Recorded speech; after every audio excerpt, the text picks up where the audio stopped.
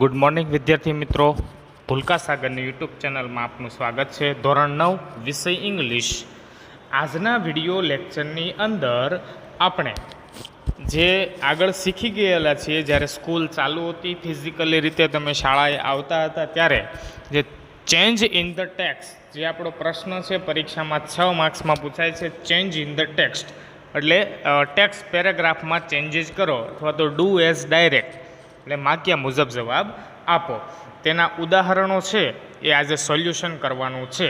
અહીંયા મારી સમક્ષ ખાલી તમારી સમક્ષ જે મેં વિડીયોમાં આપેલું છે ચિત્ર, એમાં ખાલી સવાલ જ આપેલા છે, બરાબર. તો હું અહીંથી સવાલ સાથે જવાબ પણ બોલતો જઈશ. તમારે વિડીયો જોતાં એના જવાબ પણ લખવાના છે, અથવા તો વિડીયો એકવાર જોઈ લેવાનો, ત્યાર પછી બધા સવાલ ઉતારી લેવાના, ત્યાર પછી એના જવાબ મોઢે લખવાના, અને સાથે લખતા જવાબ હોય તોય વાંધો નથી. આ આપણે અંગ્રેજીની પાકી નોટમાં રિવિઝન સ્વરૂપે ગ્રામરમાં લખવાનું છે.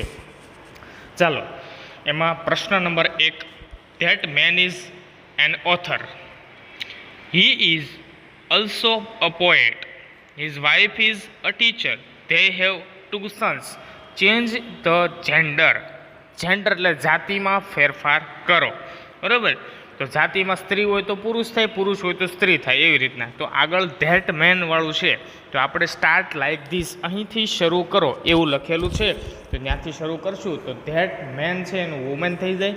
That woman is an author is, બરાબર, પહેલું.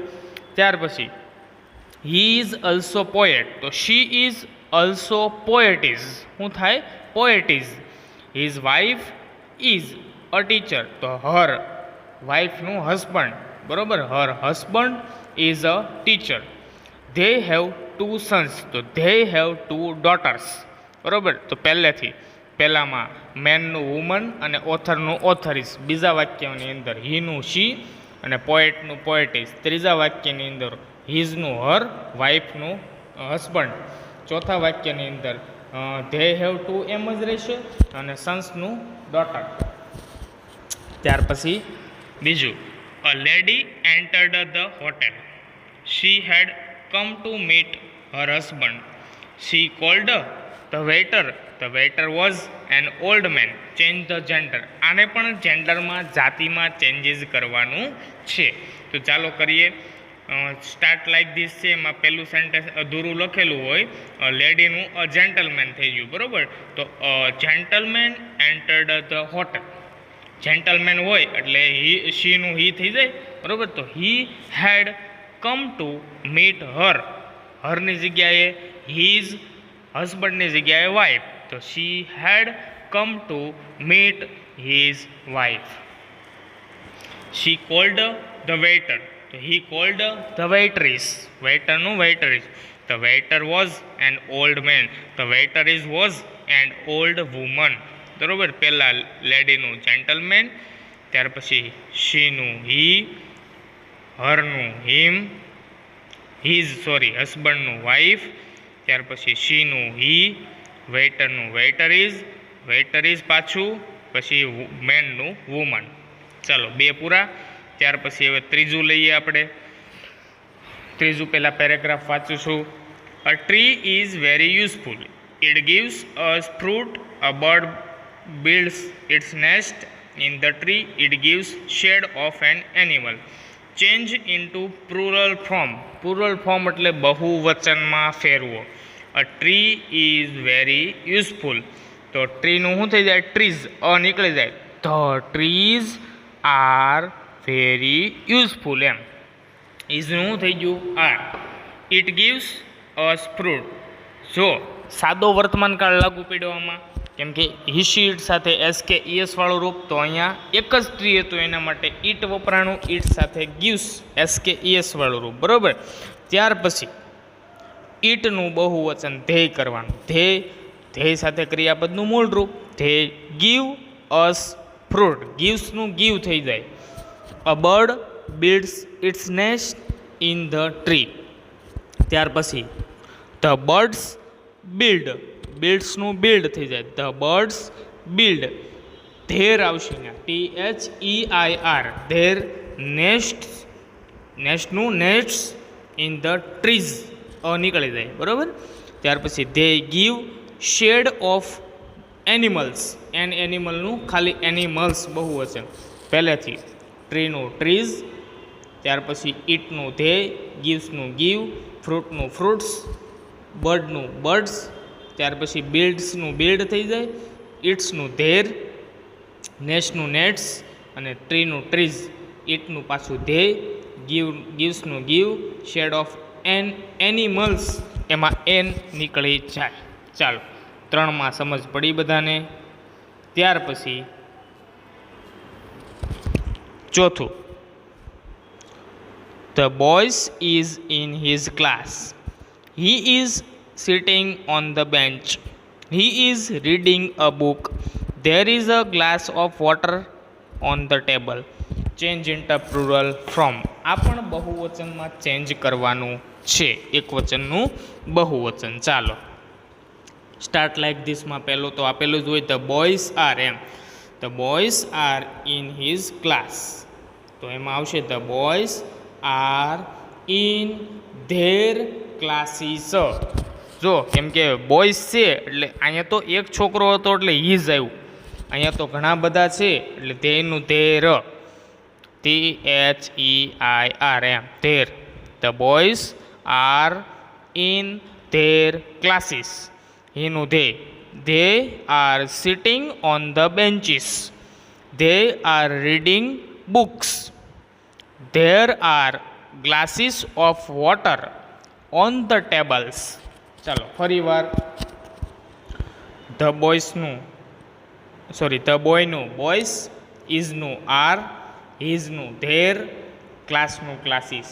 બીજું વાક્ય હીનું ધે, ઇઝનું આર, ત્યાર પછી બેન્ચનું બેન્ચીસ. ત્રીજું વાક્ય હીનું ધે, ઇઝનું આર, ધે આર, એવી રીતના. અ બુકનું બુક્સ, ત્યાર પછી ધેર ઇઝનું ધેર આર, ગ્લાસનું ગ્લાસીસ, આર્ટિકલ નીકળી જાય અ, વોટર ઓન ધ ટેબલનું ટેબલ્સ. ચાલો ખ્યાલ આવ્યો આમાં. આ 4 સેન્ટેન્સ સમજાણા. ત્યાર પછી હવે આગળનો ટોપિક જોઈશું. આગળ શું ચેન્જીસ કરવાનું આવે. પાંચમું છે, જે પાંચમું આપણે આગળ ગ્રામરમાં કરી ચૂક્યા છીએ. ત્યાર પછી હવે આપણે છઠ્ઠું જોઈએ. જો પાંચમાની અંદર શું છે તો કે use I in place of mister Dave. Mister દવેની જગ્યાએ આઈ વાપરવાનો છે, બરાબર. એટલે સાદો વર્તમાન કાળ હોય તો એમાં મિસ્ટર દવે એટલે હી આવે, હી સાથે SKES વાળા રૂપ હોય બધે, બરાબર. તો એનું મૂળ રૂપ થઈ જાય, કેમ કે આપણે આઈ વાપરવાનો છે કર્તા તરીકે. એક્ઝામ્પલ તરીકે પહેલું વાક્ય હું લઉં, mister Dave gets up early in the morning. તો મિસ્ટર દવેની જગ્યાએ શું થઈ જાય આઈ, ગેટ્સની જગ્યાએ ગેટ, કેમ કે SKES વાળું રૂપ નીકળી જાય. I get up early in the morning, એમ. પછી બીજું આઈ ગો ફોર વોક, ત્યાર પછી ધેન આઈ રીડ ન્યૂઝપેપર્સ, ત્યાર પછી I get ready for office at 9 AM, એવી રીતના. ચાલો હવે છઠ્ઠું, have you got a pencil? Yes I have. I am using it now. I am drawing a picture for my friend. Use Meena in place of you. યુની જગ્યાએ મીના વાપરવાનું છે, બરાબર. એટલે મતલબમાં યુ એટલે આઈ આપેલું હોય એમ, તમારી જગ્યાએ મીના વાપરવાનું. જો હું કહું છું has Meena got a pencil, કેમ કે મીના છે એની સાથે હેવ કે હેઝ વાળું રૂપ આવે, સમજાણું, બરાબર. તો has Meena got a pencil. Yes she has, શું થઈ જાય શી હેઝ, કેમ કે આગળ આપણે મીના લઈ લીધું ને, તો મીના માટે શું આવે શી. Yes she has. ત્યાર પછી આઈની જગ્યાએ મીના ઇઝ યુઝિંગ ઇટ નાવ.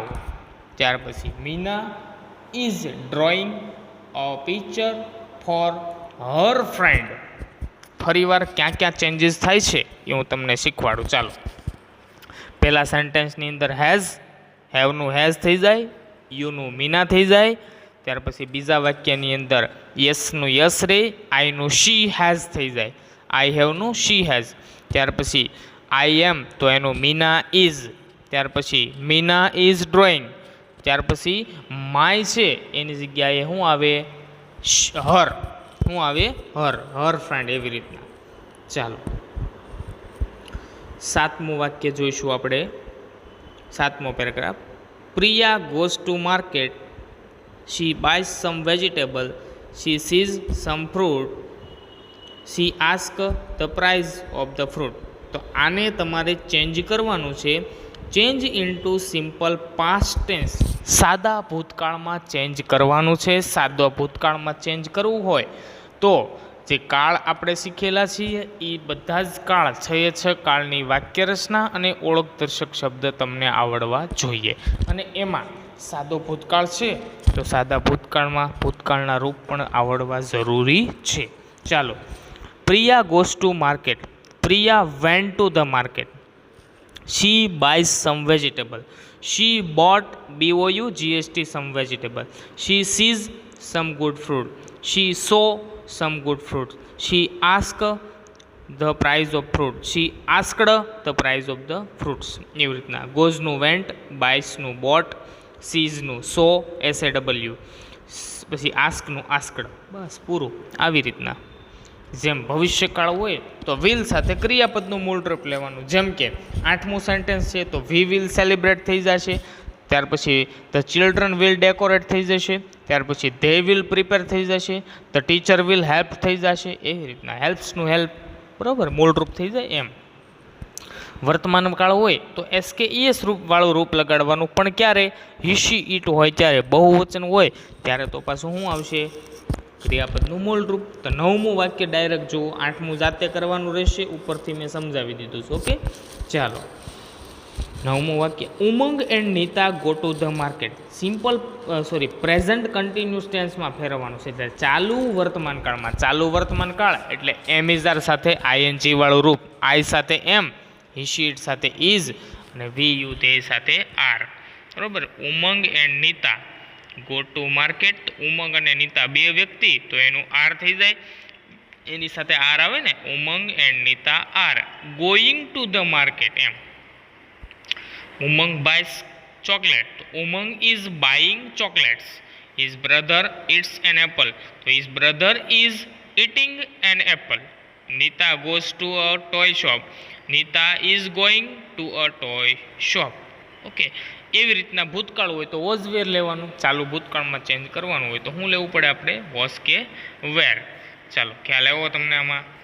આવી રીતના જે ચેન્જ ઇન ધ ટેક્સ, જે બાકીના અમે છોડેલા છે, જે સમજાવ્યા નથી, એ તમારે જાતે કરવાના છે. ટોટલ 11 પેરેગ્રાફ છે જે વિડીયો જોઈને, સમજીને, પ્રશ્નો ઉતારીને જવાબ બને ત્યાં સુધી 99.99% મોઢે લખવાનું છે. કેમ કે આ પરીક્ષામાં પણ પૂછાઈ ગયું છે અને આ ત્રીજી વખત હું કરાવું છું. ખ્યાલ આવી ગયો બધાને? વિડીયો વ્યવસ્થિત જોવો, નિહાળવો અને સમજવો. ઓકે, ન ખબર પડે તો મને મેસેજ દ્વારા પૂછજો પછી. Okay, thank you so much.